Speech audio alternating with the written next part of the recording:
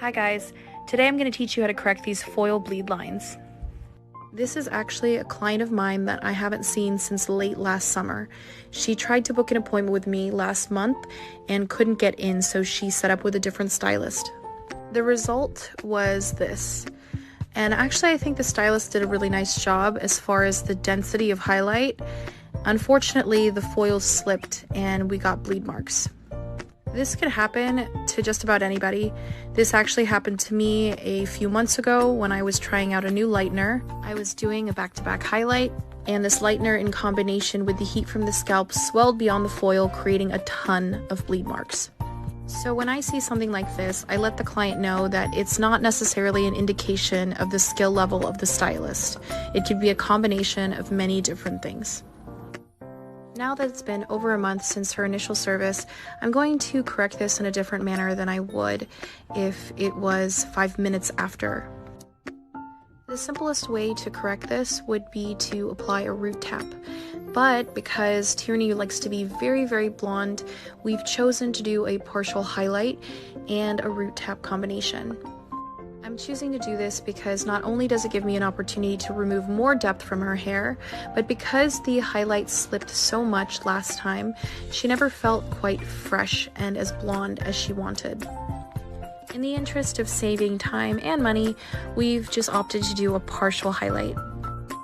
When I do my weave, I try my best to pick up the dark pieces, but I'm also not concerning myself too much with overlap because I do feel that she's a little too yellow to be quite as bright as she wants. Here I'm using the eMesh from Pro Tools to foil my client, and the thing about these is that they have a clear front and actually an adhesive along the top strip which grips onto the hair and holds the foil to the head. Obviously, these characteristics would make this ideal for preventing new bleed marks. Anyone that works with me in salon knows that I am constantly looking for the next best thing. I love gimmicks. I'm constantly spending money where it doesn't need to go, and this is just another one of the things that I've purchased in the past and I'm just now using. My honest opinion is that while it's a great idea, it's a bit too time-consuming and cumbersome to be used on a regular basis for myself. As you can see, you have to open the foil before using, and I have a little bit of difficulty doing that because the adhesive is so strong. I'm also the type of stylist that likes to go back in and double-check my foils, and once these are secured, you're really not supposed to reopen them, thus the clear front so that you can check processing. If you do see something problematic and you have to reopen the mesh, then the adhesive begins to lose efficacy. And for me, that just doesn't work. I'm the type of person that needs to go back in and make absolutely sure that I've missed no spots. So that's my honest opinion. I would love to hear what you guys think of them, anyone else who's tried them. I am already scheming and thinking about how I could make this work better for me, and I will keep you guys posted in the future should I work out any kinks. My absolute number one trick to prevent foil slippage is using a clay lightener for foil work. Clay, when mixed properly, has a sticky, almost paste-like quality to it, and this makes it absolutely perfect to foil with. Another trait of clay lightener that I really love is that it's guaranteed saturation. It really coats each strand of hair, so you know that you're going to get the proper lift. Does this ever happen to any of you guys where you're using a traditional lightener and there's some kind of a chemical reaction that causes the lightener to liquefy and pool at the bottom of the foil? And you'll find that you've got all of these blotchy lift spots because of that. Well, that never happens when I use clay lightener to foil with. Clay tends to be a touch less aggressive, and when I'm working with foils, I find that I actually need some leniency since the incubation is pushing things forward. The final and most important trait of clay lightener is that if God forbid your foils do slip, the lightener will self-encapsulate and prevent any bleed marks while also continuing to process. That is a complete game changer when it comes to foiling, you guys. So what do you do if you have a favorite traditional lightener? You can always add a clay additive.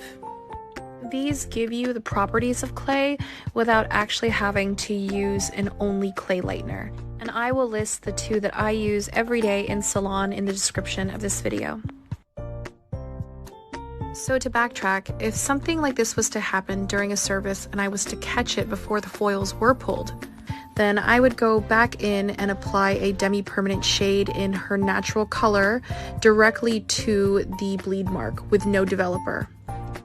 This, in combination with the existing lightener, would actually develop and cover the bleed. Hey guys, so today I will be going over part 2 of how to correct bleed lines.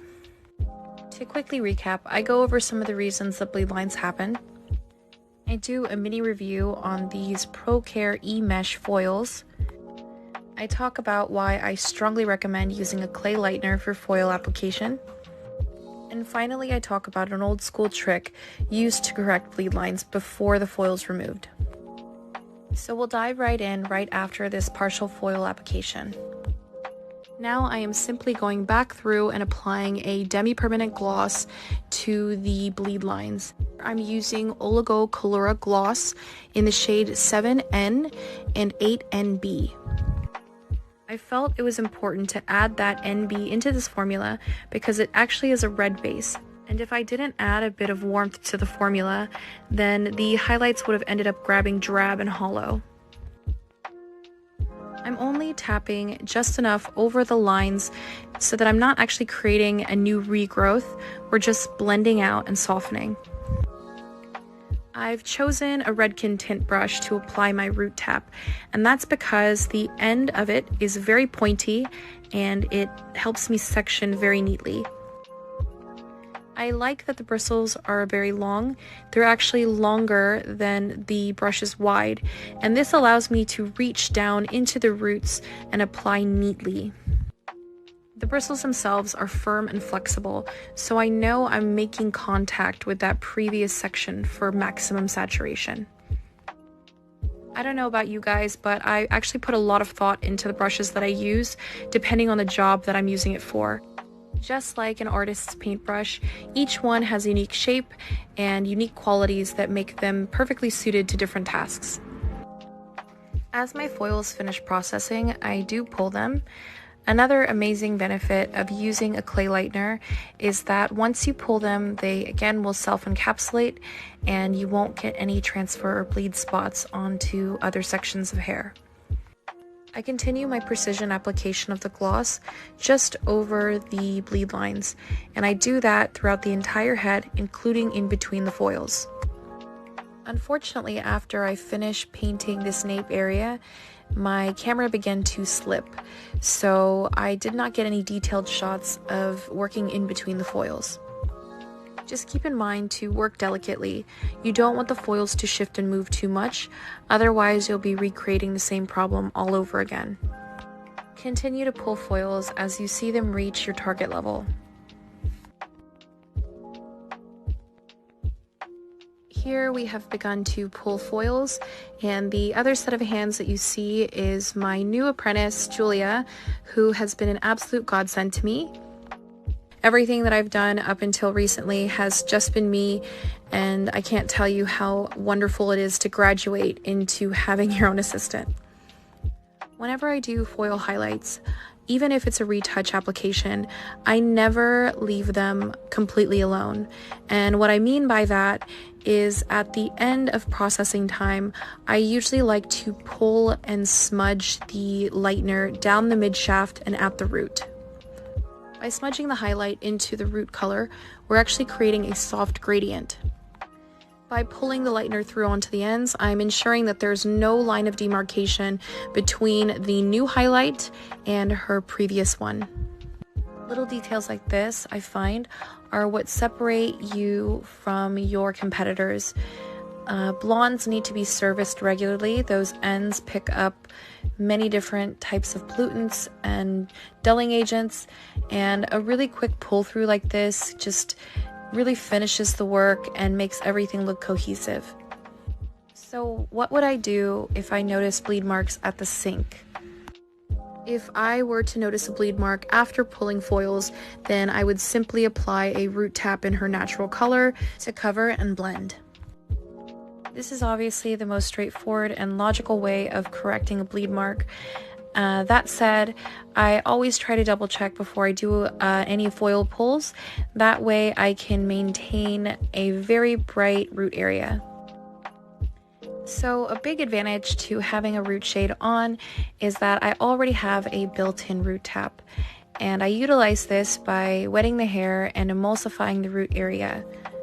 I'm really making sure to work it into the root of those highlights. Once you've given the hair a good scrub, wet everything down again, and then do a second emulsification. I like to do this process about 3 times, and what this does is it creates sheerer and sheerer overlaps of color onto that root area, which creates a gradient. Try to use previous work to your advantage when working through your service. Doing a secondary root shadow would only cost me more time and product. Tierney has a little bit of dry skin from a peel, so her gloss has actually grabbed that a bit. I assure you that area is not raw, it's actually just a little bit of staining. So to finish this correction, I do a global tone with a high lift and 5 volume. I love to use a high lift this way to create more sparkle on those previously colored ends and to slightly break the base on the virgin hair. So here is our result. I like to finish the hair with a Fiber Fix treatment by Fanola. I think that it does a beautiful job of sealing the hair and giving it a lot of shine. In future sessions, we should have no problem returning to a back-to-back foil on Tierney. I will just keep in mind that I do have a demi-permanent at that root, and I will formulate accordingly. To finish, we did a full head of clip-in extensions. I hope you guys learned something today,